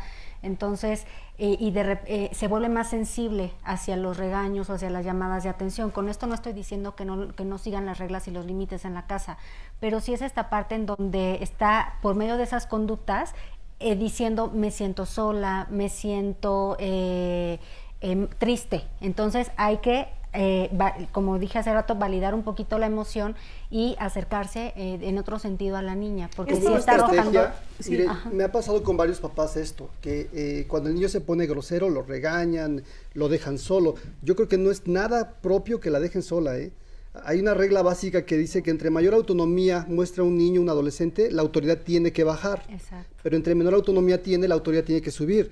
Y la niña no está en edad de que la dejen sola, aunque vaya enojada. Pero por el otro lado es estos papás que le digo que de pronto pues quieren educarlos, quieren formarlos, han intentado abrazar, ¿sí? Cuando el niño está irritado, está molesto, a ver, ven, vamos a platicar, a ver, ¿cómo te sientes? ¿Qué pasó? O sea, más contacto físico. Exacto, y lo apapacho y escucho lo que siente el niño. Okay. Y esto ha hecho un cambio interesante en varios de mis pacientes. Oye, pues bueno, quedémonos con eso. Y yo sí agarro y la abrazo. Cuando la veo triste, la abrazo y la beso. Y le digo, hija, yo te quiero mucho, te amo mucho. Eres mi adoración. Yo te amo mucho, te quiero mucho. Claro. Pero está difícil la situación. Mira, yo creo que una cosa que nos pone aquí de ejemplo, yo creo que ya vamos a pasar a otro testimonio, pero una cosa que nos pone aquí de ejemplo, bueno, es que sí, la dinámica familiar es un elemento más que ayuda, o no sé si decir ayuda, o que hace una influencia para que los niños se deprimen. Por favor, Esperanza. Sí. Y sí quiero decir en favor de estos abuelos, que muchos abuelos son los que hoy por hoy están dando maternaje a nuestros niños. Y que los abuelos no pueden dar un maternaje de padres, dan un cuidado de abuelos. Exacto. Entonces ellos no les queda más que cuidar como enseñaron y como bien a bien lo tienen entendido. Claro. Entonces yo creo que más bien valdría la pena hablar con la mami, que es una mami muy joven, pues para manejar algunos acuerdos con los abuelos. Yo creo que sí, eso lo podemos platicar ahorita al final. Fíjense que también tenemos aquí otro caso. Okay. Yo ahora sí me voy contigo, con Catalina. Ella tiene 2 hijos de 12 y 8 años, Catalina. Sí. ¿Y tú también sientes que están tristes o deprimidos? Pues más que nada el mayor, de 12 años. ¿Cuáles son los síntomas? Bueno, pues sus síntomas a veces me confunden, porque de repente es un niño muy alegre, hace todas las cosas que está acostumbrado a hacer, jugar, divertirse con el hermano, hacer sus obligaciones, y de repente pues le da mucho por comer, a veces no quiere hablar, se aísla. ¿Hay algún elemento que veas común cuando eso sucede? ¿Pasa algo en la familia? Sí, bueno, ahorita la separación de su papá, ¿no? ¿Ustedes se están separando? Bueno, no, desde hace 8 o 9 años, yo soy divorciada, pero ahorita hay un lapso que él se fue a vivir a Estados Unidos, tiene poquito, en enero, entonces sí noto que esas situaciones pues tienden mucho a que el niño declive en sus emociones. Oye, tiene una razón fuertísima. A ver, oigan, por ejemplo, si ella no puede acudir a un pedopsiquiatra, por cualquier motivo, no es que nos haya dicho que no, pero si ella o cualquier papá y mamá no pueden acudir, ¿qué otras opciones podrían tener? Lo más importante es buscar la forma de que el niño exprese sus sentimientos. Y puede decir, ya decía Esmeralda, a través del juego, a través de los dibujos. Los dibujos son un recurso muy interesante, que uno se aprenda cuentos y vaya armando incluso los cuentos con el niño y qué pasó y le das la primera parte del cuento. Y tú inventa, ¿qué pasó después? Y todos los niños ahí van elaborando ¿sí? Sus pérdidas, sus dolores expresan su enojo. Hay papás que de pronto han llegado al consultorio muy espantados porque dibujaron sangre y muertos. A veces es parte de un proceso de elaboración. Mientras el niño lo esté poniendo en un papel y no lo esté actuando, mira, el niño tiene la dificultad de que tiene menos vocabulario que los adultos. Claro. Se supone que los adultos somos más maduros y tenemos mejor capacidad para verbalizar nuestras emociones. Se supone. El niño lo puede hacer a través del juego y del dibujo, básicamente, ¿no? Okay. Entonces, buscarle esas oportunidades. Si no tengo la opción de ir con un especialista, ponlo a dibujar. Oigan, escúchalo, y hablando de esto de los especialistas, a mí me gustaría que entráramos un poquito, que nos platicaran, por ejemplo, cuando ya los niños son diagnosticados y de repente se dice que hay que medicarlos, porque bueno, sabemos que hay ventajas y desventajas de los antidepresivos a tan temprana edad. ¿Nos pueden explicar un poquito sobre esto? Sí, yo. Por favor, Esmeralda. Bueno, yo partiría desde un paso atrás, y tiene que ver justamente con el planteamiento que tú hacías, que tiene que ver con que si una madre lo lleva o no lo lleva, y mucho es por desconocimiento, en el sentido de que nos toman como especialistas del oscurantismo y de la Edad Media. En realidad la psiquiatría del desarrollo ha avanzado de una manera impresionante en los últimos 50 años. Y frente a esto yo siempre les pregunto a los papás, a ver, ¿usted cuestiona al pediatra cuando usted llega con el pediatra y le dice que tiene diarrea y la diarrea es espumosa y huele feo y tiene restos de comida y le dio temperatura y está vomitando? Y le dice el pediatra, su hijo tiene una gastroenteritis infecciosa, le voy a dar tal antibiótico. ¿Usted lo cuestiona? No. No, pues no. Y usted le dice, a ver, yo no voy a darle nada hasta que usted no le haga el laboratorio una copoparasitoscópico en serie de 3. ¿Dicen eso? Pues no, porque ustedes están frente a una autoridad, pero no nos consideran una autoridad porque tienen una concepción errónea de la especialidad. Sí, claro. Entonces, yo lo que les digo de manera contundente es que si su niño tiene cambios en el comportamiento de manera drástica y está interfiriendo con su funcionamiento, más les vale que lo lleven con un especialista, porque el especialista va a hacer una armonía de tratamiento integral. Porque sí se sabe que el 100% de los pacientes que solo optan por un tratamiento, entre estos el estudio de la terapia cognitivo-conductual, no van a mejorar. Claro. No van a mejorar. Oye, ahora, cuando nosotros hablamos de trastornos depresivos, estamos hablando de una disminución en un neurotransmisor en el que nos hace traer la pila arriba y el sentirnos felices. Eso no lo vamos a curar con plática. Con plática, o con decir otra sí, cosa. Pero nosotros sabemos también, así como tú nos estás explicando y que es ciertísimo, hay muchos mitos en torno a los doctores que se encargan o a los psicólogos, psiquiatras, terapeutas que se encargan del cerebro. Y también hay muchos mitos con la medicina. Y sabemos que los avances también han sido impresionantes. ¿Nos puedes decir eso? Porque sigue habiendo la falsa idea sobre las medicinas. Sí. Entonces, actualmente, ¿qué hay? ¿Cuáles han sido los avances? Y nada más, el miedo que hay muchísimo es si es que se va a volver dependiente, o es que cuando le quiten el fármaco se va a poner peor, o es que me lo van a tener como drogado. Pero obedece a esta falta de conocimiento que yo te digo, que tiene que ver con la salud mental en general, ¿no? Sí. Pero los avances que hoy por hoy tenemos es que un paciente que tiene todos estos datos que ya hemos hablado a lo largo del programa, los estudios que se hacen es que hay una disminución en las concentraciones de una cosa que se llama serotonina en el espacio entre una neurona y otra. Quiero hacerlo sí como existe. Sí existe, claro. Está perfectamente demostrado y comprobado que cuando un paciente, llámese niño o adulto, está deprimido, hay una deficiencia en la concentración de serotonina en ese espacio. Entonces, esa pastilla lo que va a hacer es hacer que eso funcione. Que mejore la concentración de ese neurotransmisor en ese espacio. Oye, ¿y eso puede ser que lo necesite para siempre? No. El tratamiento promedio es entre 7 y 9 meses, dependiendo del tipo de depresión. Okay. ¿Existe alguna en la que necesite tal vez, como por ejemplo una medicina que es para el corazón y que la tienes que usar para siempre? Cuando estamos hablando de una depresión que orgánica. Sí sea para siempre? Sí, los trastornos depresivos mayores de tipo recurrente. O sea, vienen y se van y Oye, vienen ¿y qué pasa si entonces no atendemos a un niño que tiene un trastorno depresivo mayor de tipo recurrente? ¿Qué sucede si no lo atendemos correctamente? Pues ese niño va a llegar a la adolescencia y lo más seguro es que va a tener rumiaciones o intentos suicidas. Si son niños, se matan, ¿eh? Si son niñas, más lo intentan. Oigan, bueno, aquí tengo otras dos personas que quieren platicarnos su historia. ¿Cuál es tu nombre? Marta Berumen. Marta, ¿cómo estás? Tú tienes unos nietos, ¿no? Sí, son mis nietos, mi hija falleció. Entonces, pues... ¿Tú te haces cargo de ellos? Sí, porque el papá, pues, ni para atrás ni para adelante. Entonces, ¿Qué has notado de...? Bueno, cuando mi hija murió, estaban chiquitos mis niños, ¿no? 3, 4 años los dos. Y una hermana, una media hermana que me la quitaron y pues nos dolió, ¿no? Porque pues era como mi hija también la niña. Entonces, cuando estaban los niños chiquitos no había tanto problema, pero ahorita que ya están creciendo... ¿Qué edad tienen hoy? 12 y 11 años. ¿Qué notas de...? El niño, bueno, vino a aparecer su papá.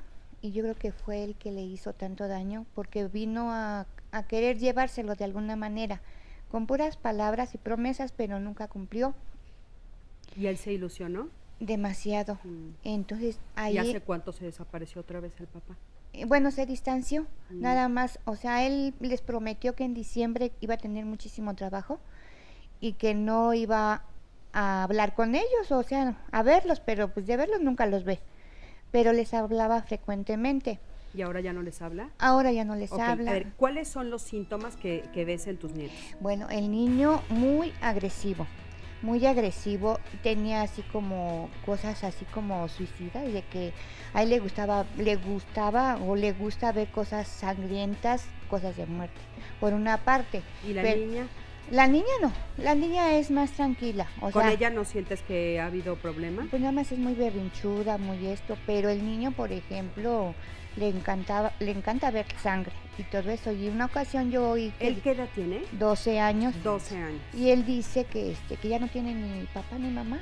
Y entonces eso me dolió, ¿no? Claro. Porque bueno, pues la verdad es que te tienen a ti, pero vamos a un corte y en un momento regresamos a ver qué le dicen los especialistas.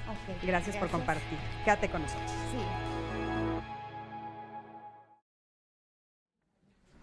Todos los martes en Diálogos en Confianza hacemos una labor muy importante y es que desafortunadamente todos los días desaparecen personas y aquí te mostramos algunas de ellas de las cuales nos dan sus datos y sus fotografías. Si tú reconoces alguna de ellas, por favor, comunícate con nosotros porque su familia y sus amigos seguramente te lo van a agradecer muchísimo. La primera persona que tenemos es Margarita Isabel Rodríguez Alarcón. Ella se extravió en la avenida 22 de febrero, número 423, del edificio Ciprés 601, en la colonia San Marcos de la delegación Azcapotzalco. Esto ocurrió el 2 de agosto del año 2008. Pero si tienes información sobre ella, te rogamos que te comuniques al centro de contacto con la audiencia. El teléfono es el 51 66 40 00 por si tienes alguna información. Ahora, la siguiente persona tenemos a Nancy Corona Romero. Ella se extravió en Papalotla de Xicoténcatl, en el municipio de Tlaxcala, y esto ocurrió el 31 de diciembre del año 2013. Así que por favor, bueno, desde luego esto es en otro estado de la República, pero podría estar en cualquier lugar para que entonces te mantengas muy atento, muy atenta, abras bien los ojos y si les has visto, por favor, comunícate a los teléfonos que aparecen en tu pantalla. A continuación, ahora se trata de Hugo Nicolás Santiago Jiménez. Él desapareció en la calle Iztapalapa, en la manzana 650, lote 29, de Ciudad Azteca, en la tercera sección, municipio de Ecatepec. Y esto ocurrió el 21 de noviembre del año 2013. Te rogamos, por favor, entonces, si tienes información sobre Hugo Nicolás Santiago Jiménez, nos lo hagas llegar al teléfono 51 66 40 00 o bien los teléfonos que están apareciendo en tu pantalla. A continuación tenemos a Brenda Chávez Chávez. Ella desapareció en Zumpango, en el Estado de México, el 18 de noviembre del año 2013 y vemos que es una pequeña o una joven adolescente. Allí la tenemos a cuadro, por si la has visto, entonces por favor comunícate con nosotros. Y finalmente ahora tenemos a Esther Ríos Hernández. Ella desapareció en Pachuca Hidalgo, en la colonia Cerro de Cubitos, y esto ocurrió el 5 de febrero de este año, del 2014. Si le has visto, por favor, a cualquiera de estas personas, en serio te agradecemos mucho tu ayuda, tu aportación y más sus familiares y todas las personas que le conocen para que pronto puedan regresar a sus hogares. Bueno, ahora continuamos con el programa. Vamos a ver a continuación un testimonio. Yo soy pedagoga y también trabajo en esto de la violencia familiar y violencia escolar. Pero obviamente como me veo atravesada emocionalmente con mi hijo, pues no puedo ser muy objetiva. Él tiene 11 años, acaba de ingresar a la secundaria. Uno de los focos que yo noté en él fue que en sexto de primaria, quinto y sexto de primaria, tuvo conductas un poquito aisladas de los compañeros. Y yo veía que él era como rechazado de los grupitos en los eventos que llegué a asistir a su escuela. Eso me empezó a preocupar un poco y decir, a ver, ¿qué está pasando con mi hijo, no? Empezaba a aislarse, no tenía muchos amigos, a veces quería dormir mucho. Inmediatamente tomé cartas en el asunto y lo llevé primero con una psicóloga clínica, la cual pues no le funcionó mucho porque él decidió retirarse de la terapia porque no se sentía bien con las estrategias terapéuticas que tenía en ese momento la profesional.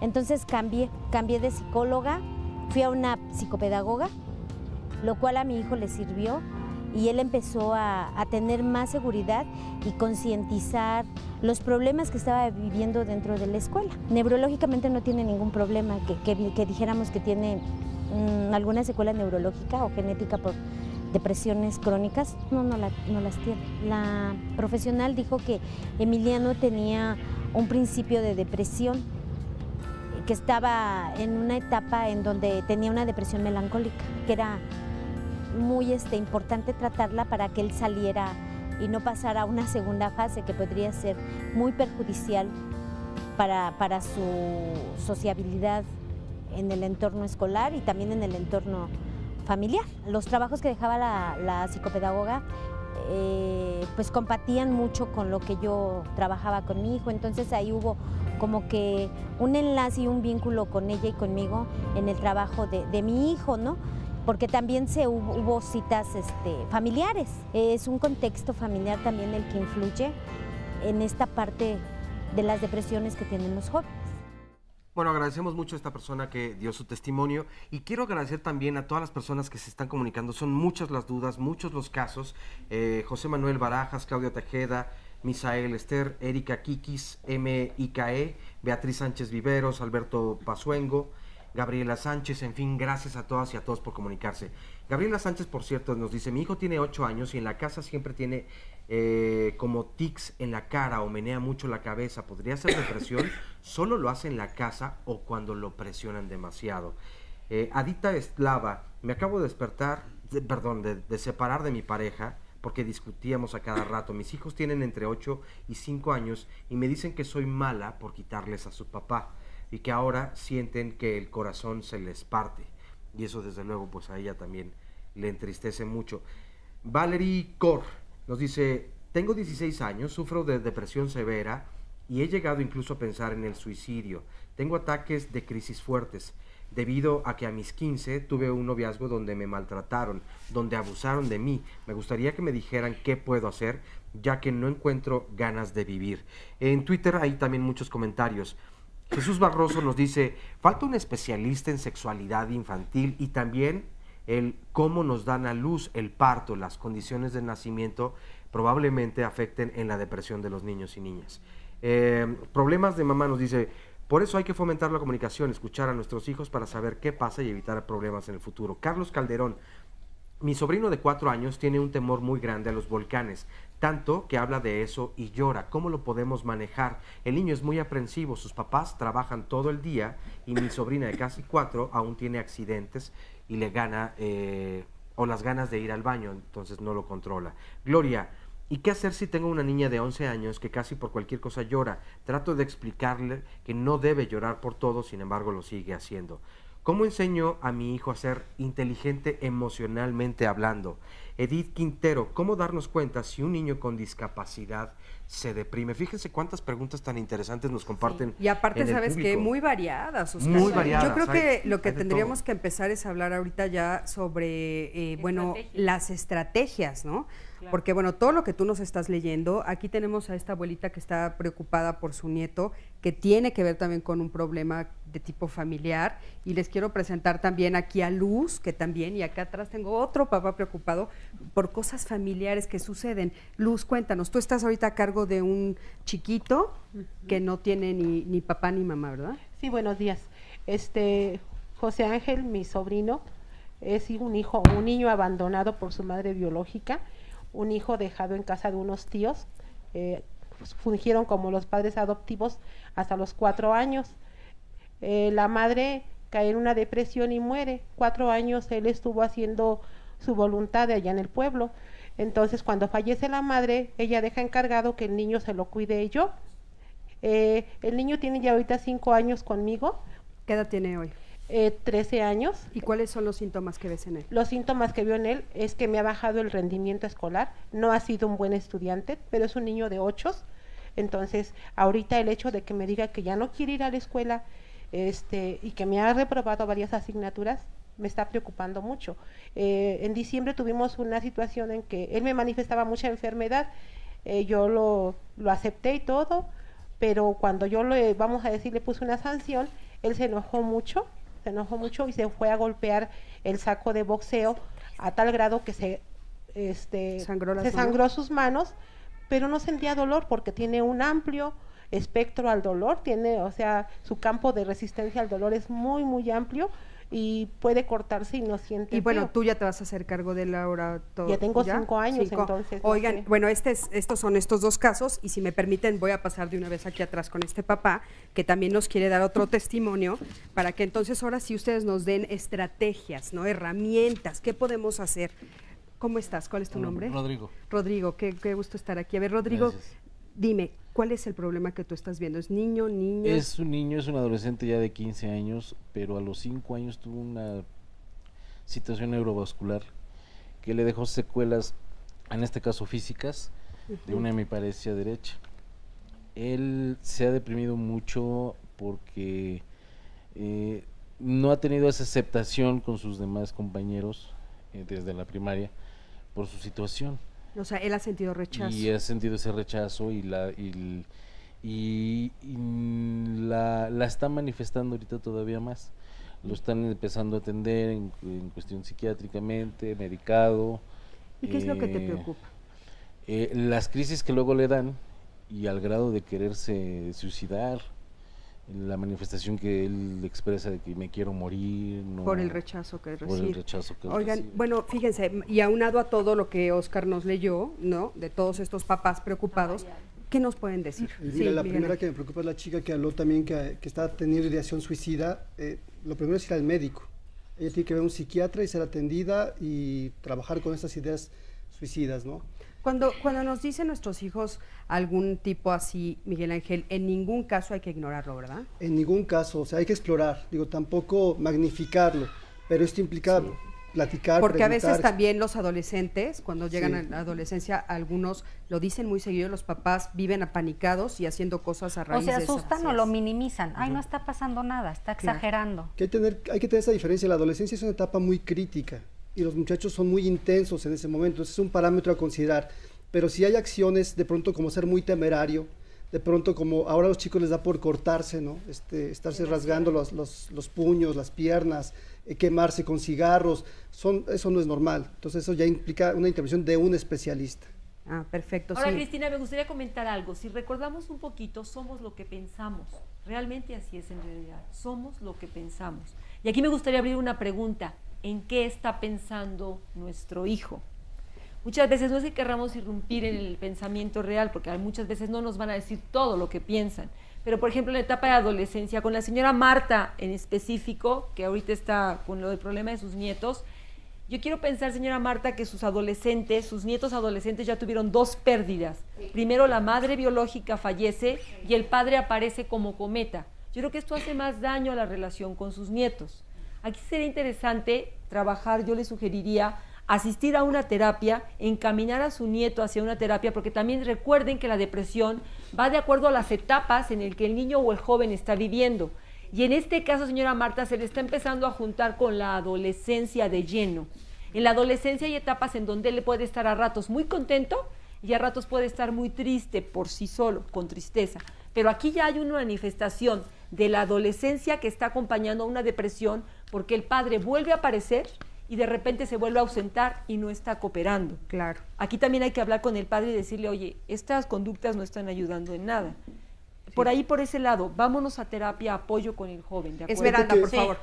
De los 3 casos, la característica es que son adolescentes. O sea, todos los casos son adolescentes. Los 3 casos tienen factores medioambientales importantes que están precipitando los síntomas del adolescente. Pero a los papás, ya como estrategias, a los papás sustitutos, a los abuelos, al padre, les digo, es importante que ustedes también, además de que el chico vaya a un tratamiento especializado integral, que no solo tiene que ver con el psiquiatra de niños, sino con el tratamiento cognitivo-conductual, etcétera, es importante que ustedes se capaciten, porque la etapa adolescente es otro rollo. Nosotros no podemos hacer con un adolescente lo que hacemos con un niño de, si tú no haces esto, entonces yo te genero una consecuencia. El manejo de la disciplina de un adolescente es un abismo con respecto a los niños. Si yo hago una consecuencia como la que comentaban, lo que voy a hacer es intensificar el enojo del joven. Entonces, en el periodo de la adolescencia, ustedes necesitan mucha asistencia sobre el conocimiento de la adolescencia normal y sobre la negociación. Perfecto, Por pues eso con el eso nos trabajo- quedamos. Vamos a un corte, en un momentito regresamos, quédate con nosotros y vamos a ver un testimonio. Acompáñanos.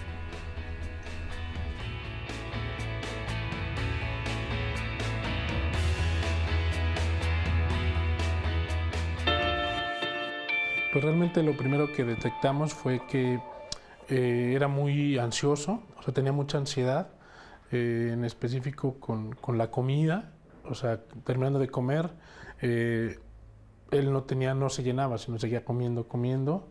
En la escuela empezamos a detectar problemas de comportamiento en cuanto a lo que era la relación con sus amigos.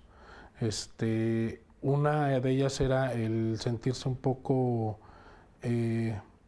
como rechazado o en su defecto agresivo con algunos compañeros.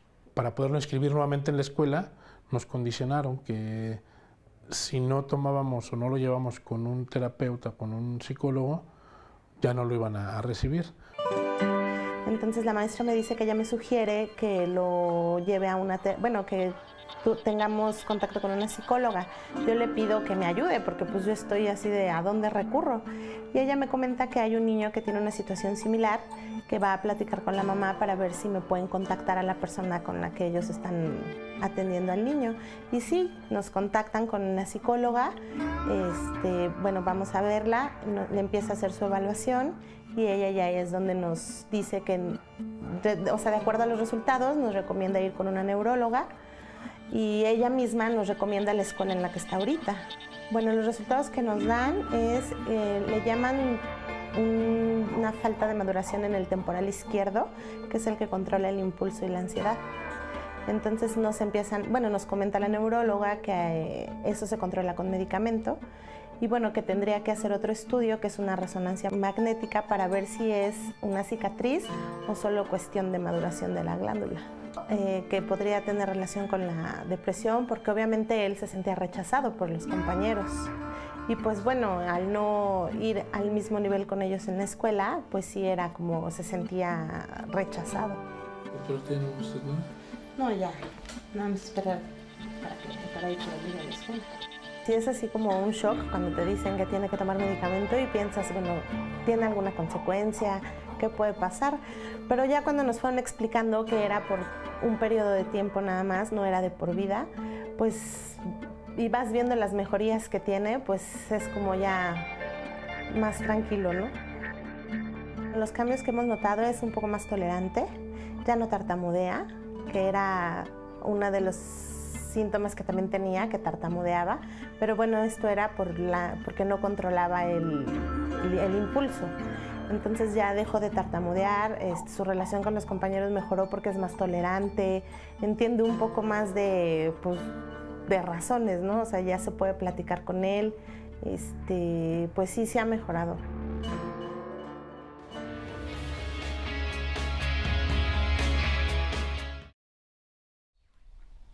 Estamos de vuelta en Diálogos en Confianza y bueno, el próximo martes no te pierdas nuestro programa porque tendremos un tema muy interesante, los hijos y el divorcio.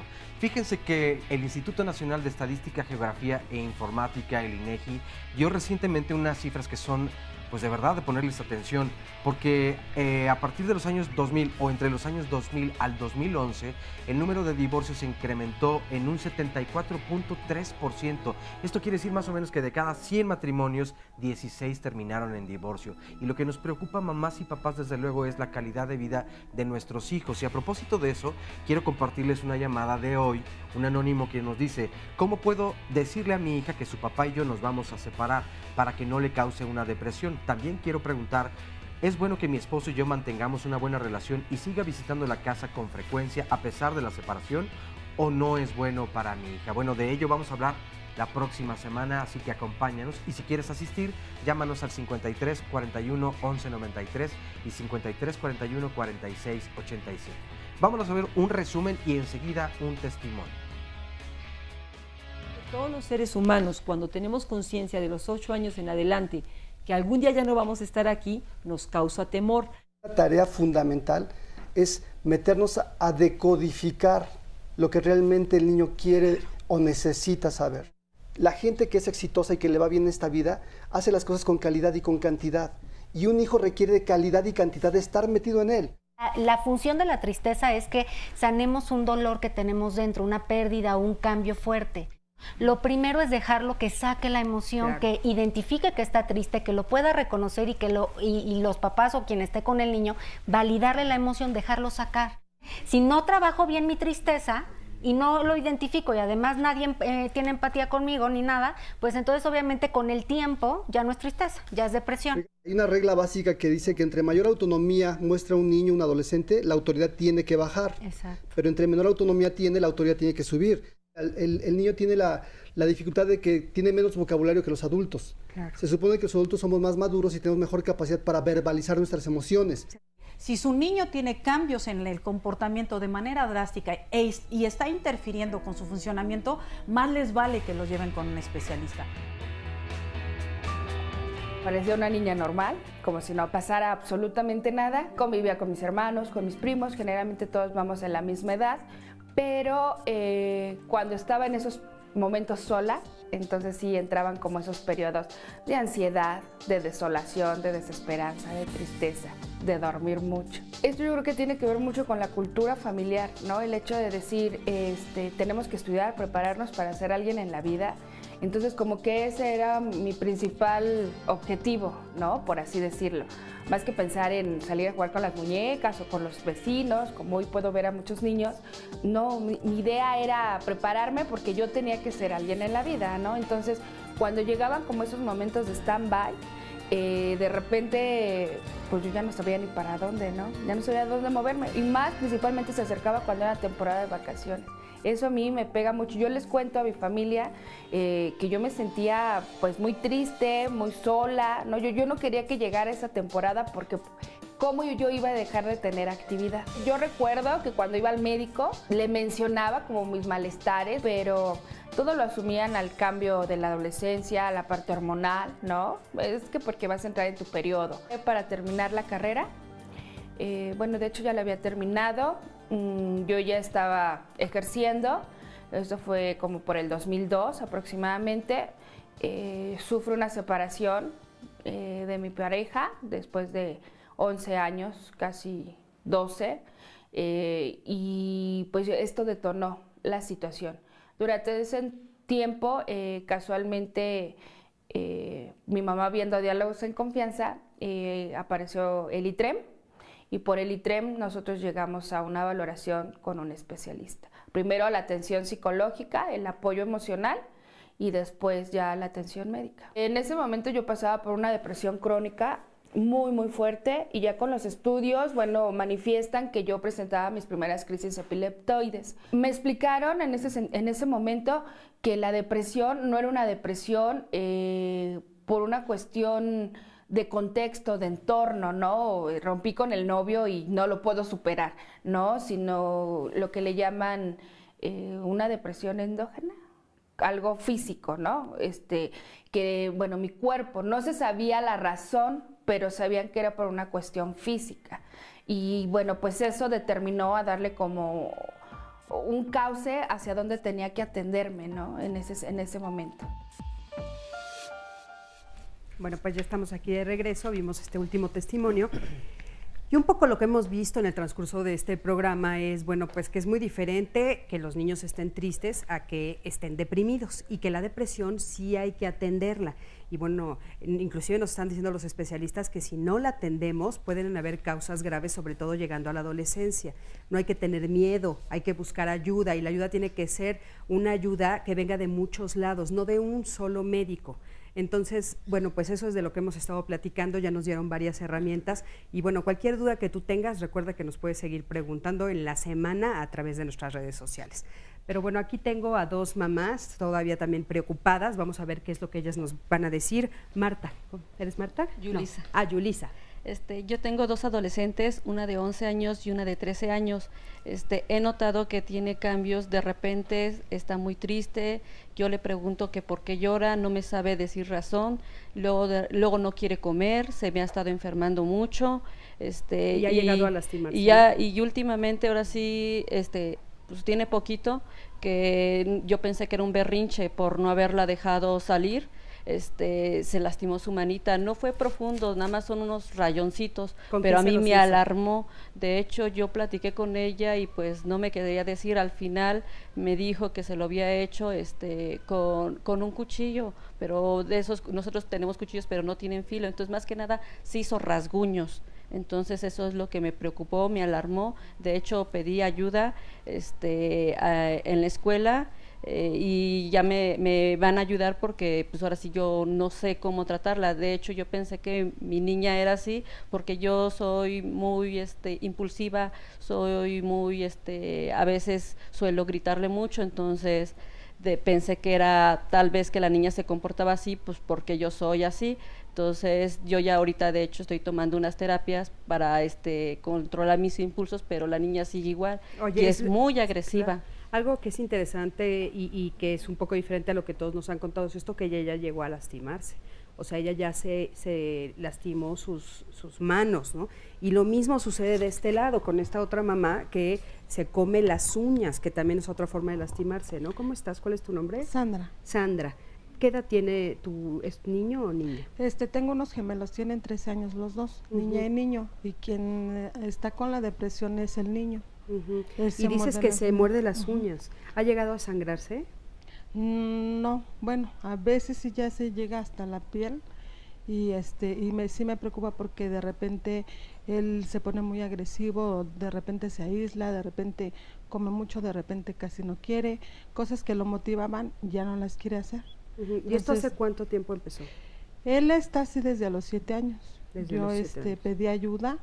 Y ahorita, desde que entró primero de secundaria lo estoy tratando, dejó de ir al psiquiatra y al psicólogo, dejó de tomar su medicamento y se puso más agresivo. Claro, a ver, esto es interesante, ¿no? Si nos dicen, si dejan de repente de tomar el medicamento sin una prescripción médica, ¿cuáles pueden ser las consecuencias?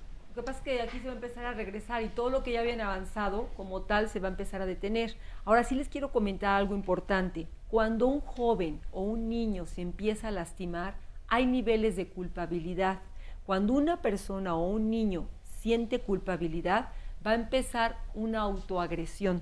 Entonces tenemos que descubrir ahí en qué se están sintiendo ellos culpables y platicar muy a fondo con ellos. ¿Qué es la situación que se está dando en casa? Porque como dicen, aquí ya fue con el cuchillo, después ya fue un intento mayor. Atrás, en el fondo, hay culpabilidad por algo. Pero ¿qué se está generando en la familia? No necesariamente, o sea, también lo que yo he encontrado con muchos jóvenes es que también hay mucha ira. Y en esa contención de no descargar sobre la mamá, sobre el papá, es el típico que golpea el puñetazo en la pared, ahora les digo los muchachos que se queman, y es una dificultad para poder verbalizar los sentimientos, que tiene que ver frecuentemente con que papá y mamá tampoco saben cómo modelarle el hablar las cosas. Gracias por el testimonio, porque es un ejemplo. La señora habla que ella es impulsiva, ella es agresiva, y seguramente le ha sido difícil comunicarse de una forma adecuada y el niño, la niña está aprendiendo esto y lo está repitiendo, ¿no? Por eso el Pero él se tratamiento siente es muy responsable. importante y el tratamiento es muy importante que sea también con la mamá para enseñarle cómo ella también controlar esta parte y con la escuela que ya también lo están haciendo, eso es muy Sí, bien. ella está yendo a colaborar terapias y con la escuela. Exacto. La niña también ya, de hecho, también va. Espérame un segundito porque no traes micrófono. De hecho, la niña ya también está tomando la terapia. Entonces estamos yendo las dos, pero por separado. Ella va al infantil y yo a lo Ahora, mío. Tenga distinto. paciencia, he escuchado que usted decía es que ya vamos y no ha cambiado nada. Es que son procesos que llevan un tiempo. Para empezar, cuando uno entra con un paciente, tiene uno que construir una relación, tiene que construir un estado de confianza, y eso es complicado, ¿no? Claro. Sí, pero además no solo es la construcción de la relación terapéutica, sino que atrás hay una historia.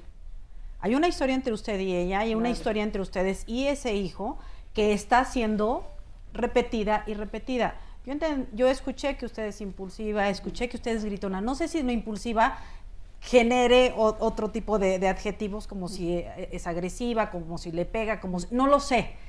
Pero es cierto que lo que dice Miguel Ángel es muy importante a tomar en cuenta, porque si esta jovencita no se está haciendo lesiones profundas y son superficiales, es una manera de expresar la ira. Cuando eran chiquitos, rompían las hojas de los cuadernos, rompían los lápices o le sacaban los ojos a los muñecos. De hecho, ahora dice que se sí está muy autoagreden, enojada. Sí, de hecho lo manifiesta después ya cuando porque a veces llora mucho y me espero a que termine y de repente sí también la apapacho, pero como que se aleja así como suéltame, pero ella dice que ella lo hace porque está enojada y por eso hace eso, pero tampoco lo hace profundo, me dijo que porque tiene miedo que en una de esas sí, o sea, entonces pienso que lo está haciendo consciente.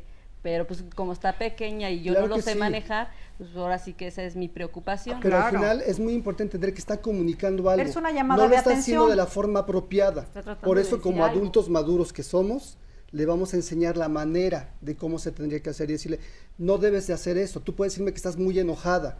Y yo como padre fuerte, tolerar que me diga estoy muy enojado contigo porque me gritaste y me dijiste groserías, lo que sea, ¿no? O sea, permitir ese diálogo, Miguel Ángel. Claro, el De enojo- permitir que nuestros hijos se Se expresen. permite el enojo. Sí, el se enojo es cambia la muy manera en importante. cómo lo expresas, que eso es lo que hacemos en la terapia cognitivo-conductual. Lo primero es ver qué es lo que qué hay en su mundo interno en la niña. ¿Cuál es su diálogo interno? ¿Cómo piensa? ¿Qué pensamientos tiene? Se dan herramientas para que cambien esos pensamientos y también estrategias conductuales para que empiecen a modular su conducta. Entonces, el objetivo es que la niña logre reconocer qué le enoja, qué piensa cuando se enoja, cómo es esa emoción, qué tan intensa es y qué estrategias de enfrentamiento a nivel conductual puede emplear que sean más adaptativas y sanas para expresar su enojo. Claro. Pero lo que Y que no lo se- sepan los dos, ¿no? Que eso es algo que dicen ustedes muy El importante. tratamiento los es papás para los papás y, el los niño o el niños, adolescente. porque entonces si él sabe comunicarse, pero si yo no sé escuchar, Claro. pues de nada Exacto, le sirve por a él supuesto. saber comunicarse, ¿no? Ahora, una tarea yo creo que es básica de todo padre, es identificar los talentos de los hijos, porque normalmente cuando vemos lo malo es muy aparatoso y lo estamos marcando. Junto con esto, que tú identifiques en qué es buena, qué hace bien y que la elogies, la reconozcas, le aplaudas lo que verdaderamente hace bien, porque también eso liga con la autoestima y encuentra un canal por donde desahogar o ser alguien. Muy bien. Pues bueno, Oscarito, ¿tienes algunos otros comentarios ya Sí, finales? tengo, fíjate, una llamada telefónica donde nos dice Esther Campos García: soy madre soltera de una niña de 8 años que sufre de depresión. Acude al psicólogo, pero no veo resultados. Ella me ha bajado en la escuela y dice que es por falta de su padre. ¿Qué me recomiendan los especialistas? Y quiero unir muchos otros comentarios en Twitter y en Facebook donde personas del estado de Guanajuato, que les mandamos muchos saludos, el estado de Puebla, el estado de Aguascalientes, en fin, de muchos estados de Michoacán, nos dicen, oigan, ¿y acá cómo podemos encontrar entonces esta ayuda? Y tú tenías, por cierto, Carla, una opinión al respecto. Ahora, muchas veces está este problema de que no existen tantos especialistas ni psiquiatras en los estados, por lo que hemos venido viendo en los comentarios. Y entonces hay nuevas formas de terapia que se pueden hacer a través de línea, ¿no? Que es ¿A través de internet? A través de internet, que es a través de programas que nos permiten hacer hacer algo, bueno, semipresencial, ¿ok? Y también buscar ayuda de esta forma. Ok, eso estaría muy bien. Oye, y por último también nos están preguntando, muchos preguntan si la PNL funciona, la programación neurolingüística, y las terapias alternativas. ¿Estas sí funcionan para la depresión? La PNL, yo sí voy a favor de que la PNL funcione, porque acuérdense que lo que transmite la madre, si la madre dice, eres un tonto, no haces bien las cosas, el niño lo compra y se lo sabe.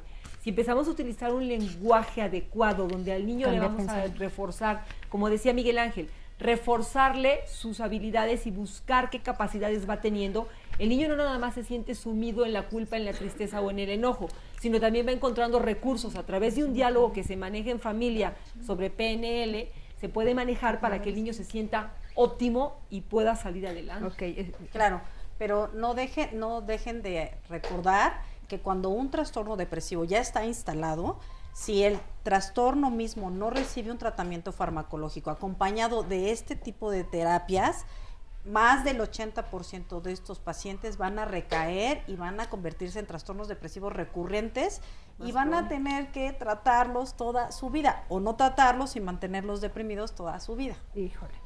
Sí, pues eso quería hacer énfasis, ¿no? Tener un diagnóstico diferencial es muy importante.